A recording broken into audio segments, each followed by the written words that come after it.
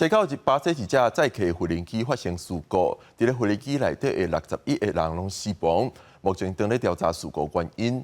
因为去年有共一个机型的无人机也造成72个人死亡空难，即阵是引起国家的关注。 面体边的无人机残骸都会烧起来，拢是乌烟，乌城坡居民拢正惊吓。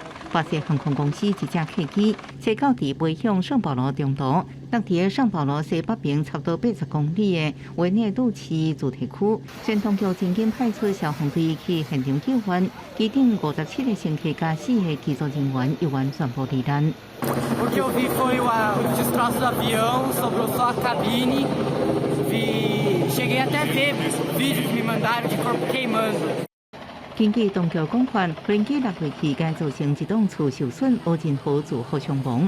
航空公司声明指出，这架编号2783的航班机型是 ATR 72，为南部巴拉那州飞向瓜鲁纽斯机场，目前也唔知失事的原因。巴西航空调查中心表示，阿巴已经找到环保媒体报道，因为空气结冰引起事故。航班追踪网站是显示，无人机飞伫17000英尺高度时阵开始快速下降，佮伫起飞点半钟了后，收到最后一班信号。虽然航空公司承诺会优先向罹难者家属提供协助。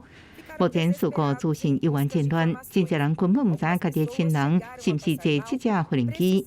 Tenho muitos conhecidos que eu ainda não consigo confirmar. A maioria das pessoas que estão aqui, a gente não consegue ter a certeza e muita gente nem caiu a ficha. 这个事件是为2023年1月以来上严重的空难。迄时阵，伊报率领航空一架无人机，伫降落时阵失速坠毁，造成72人死亡。迄架无人机的机型也是 ATR 72。 最后落落去的原因，讲是技术操作失误。公司新闻勇敢评价。